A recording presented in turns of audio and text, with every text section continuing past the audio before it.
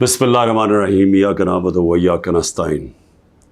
میرے پاکستانیوں، میں ابھی رات کے تقریباً 12 بجنے لگے ہیں، تو میں آپ کے سامنے صرف مختصر بات کرنا چاہتا ہوں، اور وہ بات ہے یہ جو سارا توشہ خانہ کا ڈرامہ چل رہا ہے۔ تو میں یہ واضح کر دوں کہ یہ ضروری آپ کا سمجھنا ہے کہ یہ توشہ خانہ یہ ہے کیا۔ یہ توشہ خانہ 70 سال سے ایک ہی قانون بنا ہوا ہے توشہ خانہ کا، جو جس کو بھی تحفے ملتے ہیں 70 سال سے، چاہے prime minister, president, minister, army chief, وہ ساروں کا ایک ہی قانون ہے۔ اسی قانون کے مطابق جو بھی توشہ خانہ سے میں نے چیزیں لی، اس قانون کے مطابق چلا۔ اب یہ کیس جو توشہ خانہ کا چلنا شروع ہوا، یہ آپ کو سمجھنا چاہیے کہ اس کیس کے اوپر، یہ توشہ خانہ کیس کے اوپر میرے گھر کے اوپر حملہ ہوا۔ 4 دن پہلے پولیس پہنچ گئی کہ جی آپ نے وہ توشہ خانہ کا ایک میجسٹریٹ کے سامنے کیس سننے جانا ہے۔ 4 دن پہلے پولیس پہنچ گئی، اور یہاں پورا میرے گھر کے اوپر 26 گھنٹے اٹیک ہوا۔ مجھے جب 9 مئی کو غیر آئینی اور قانونی طور پہ اغوا کیا گیا اسلام آباد ہائی کورٹ سے، تو مجھے جب جیل میں لے گئے پولیس لائنز میں، وہاں مجھے ایک دم پتہ چلتا ہے کہ ایک جج صاحب، جج ہمایوں دلاور وہاں بیٹھے ہوئے ہیں، اور وہ آپ کے اوپر توشہ خانہ کے کیس کے اوپر کوئی کارروائی کرنا چاہتے ہیں۔ نہ میرا وکیل، نہ مجھے کیس کا پتہ، اور پتہ چلتا ہے کہ وہ ادھر آ کے میرے اوپر فرد جرم لگا کے چلے جاتے ہیں۔ فرد جرم لگا سکتے ہی نہیں جب تک کہ میرے اوپر، جب تک مجھے پوری طرح بتایا نہ جائے کہ وہ ہے کیا، میرے سامنے فرد جرم لگتا ہے یا میرے وکیل کے سامنے۔ جب ہمیں یہ پتہ چلا، اس سے اگلے دن ہم نے ریکیوزل کا کہا۔ ہم نے کہا جی ہمیں ان جج صاحب سے جس طرح انہوں نے کارروائی کیا ہے، ہمیں کوئی انصاف کی توقع نہیں ہے۔ یہ 11 مئی کو ہم نے کیا۔ اس کے بعد بہرحال ایک پورا سلسلہ چلتا رہا، جس میں یہ واضح ہوتا گیا کہ ایک پلان بنا ہوا ہے کہ توشہ خانہ میں عمران خان کو ڈسکوالیفائی کرنا ہے۔ مجھے ایک سوال دیے گئے، 35 سوال دیے گئے، کویسچن جج صاحب نے کہ جی ان کے جواب دو۔ محرم کی چھٹیاں بھی تھی، خیر ہم نے بڑا زور لگا کے اس کا جواب تیار کیا۔ میں نے کوئی 1 گھنٹہ عدالت میں کھڑے ہو کے کل سارے سوالوں کا جواب دیا۔ انہوں نے 2 کوئی گواہ رکھے ہوئے تھے، سرکاری گواہ۔ کوئی بھی ایسی چیز نہیں تھی جو میں نے 35 سوالوں میں جواب نہیں دیے، ایک چیز کا جواب دیا۔ اور ایک جگہ جو یہ بات کدھر پھنس رہی تھی جی، کہ آپ نے جی یہاں توشہ خانہ نہیں لکھا، یعنی ہم نے سارے پیسے سب ڈکلیئرڈ تھے، جتنے توشہ خانہ کے پیسے تھے بینک میں ڈکلیئرڈ تھے، وہ سارے میرے الیکشن کمیشن کے سامنے ڈکلیئرڈ تھے، وہ میں جو FBR تھی اس کے سامنے ڈکلیئرڈ تھی، ویلتھ ٹیکس میں ڈکلیئرڈ تھا، سب کچھ ڈکلیئرڈ ہے۔ ایک جگہ پہ کہتے جی یہ پیسہ تو ہے، لیکن یہاں اس کے اوپر توشہ خانہ نہیں لکھا۔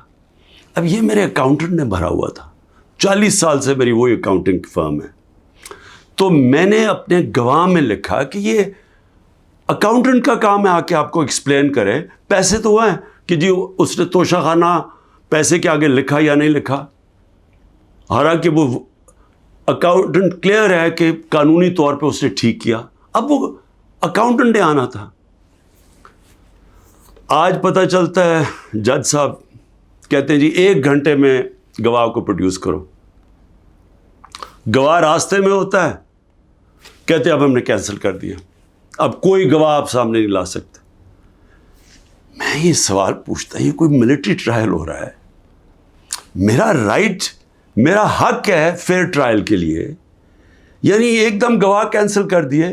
میں نے کوئی 5-6 گواہ لے کے آنے تھے تاکہ وہ ایکسپلین کرے، جو 35 کویسچنز انہوں نے بھیجے ان کے جواب میں مجھے موقع تو ملے کہ اگر کوئی پوچھے، میرے وکیل ان کو سمجھانے کے لیے گواہ تو اس لیے ہوتے ہیں، گواہی سارے کینسل کر دیے، اور آج اب ایسے لگ رہا ہے کہ کل فرد جرم قائم کر دیں گے.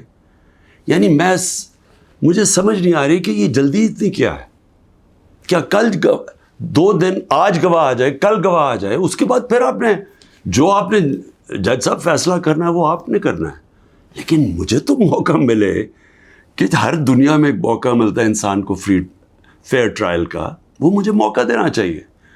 اور ابھی سپریم کورٹ میں یہ بھی کہہ دوں کہ ہم نے ریکیوزل کا بھی ان جج صاحب کا کہا ہوا ہے کہ ہمیں ان کے اوپر اعتماد نہیں ہے. وہ پڑا ہوا ہے اسلام آباد ہائی کورٹ میں. وہ اسلام آباد ہائی کورٹ بدقسمتی سے فیصلہ نہیں کر رہے چیف جسٹس صاحب. میں یہ بھی کہہ دوں کہ صرف اتنی زیادہ، پتہ نہیں میں کتنے کیسز میں ہوں، صرف 2 ججز کے اوپر میں نے ریکیوزل کا کہا ہوا ہے. ایک اسلام آباد ہائی کورٹ کے چیف جسٹس اور دوسرے یہ جسٹس دلاور. یہ میرا رائٹ ہے کہ اگر میں سمجھ رہا ہوں مجھے انصاف نہیں مل رہا تو میرا یہ حق ہے کہ میں ان کو ریکیوز کرواؤں، ان کو کہوں کہ کسی اور کو بھیج دے. اب وہاں بھی فیصلہ نہیں ہو رہا اسلام آباد ہائی کورٹ میں.